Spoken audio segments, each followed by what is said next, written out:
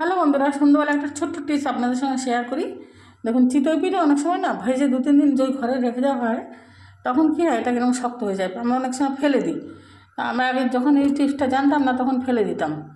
দেখুন, একদম ইটের মতো শক্ত। এটাকে কী করতে হবে দেখুন, এই একটা ভাঁড়ের মধ্যে একটু জল দিয়ে, উপরে একটা ফুটো গামলা দিয়ে, অনেকেই জানেন টিপসটা, দিয়ে পিঠেগুলোকে এর মধ্যে দিয়ে দিলাম। দিয়ে এটাকে এরকম চাপা দিয়ে 10 মিনিট ফুটতে দেবো। ফুটো হয়ে যাক, তখন ফিরে আসি।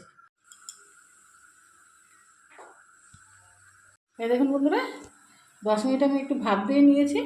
সরু চাকলি যারা খান আপনারা জানেন, সরু চাকলি এরকম ভাপ দিয়ে নেবেন। একদম দেখুন, এই আগের মতন একদম নরম হয়ে গেছে। এই দেখুন, ভেঙে ফেলা যাচ্ছে, দেখলেন? আর ইটের মতো শক্ত হয়ে গেছিলো। আমরা যখন জানতাম না, এটাকে ফেলে দিতাম। এইভাবে আপনারা করে খেয়ে দেখবেন, খুবই ভালো লাগবে। নরম একটা একটা টিপস, একদম পুরো মানে আগের মতো হয়ে গেছে। টিপসটি কেমন লাগলো কমেন্ট করে জানাবেন। ধন্যবাদ।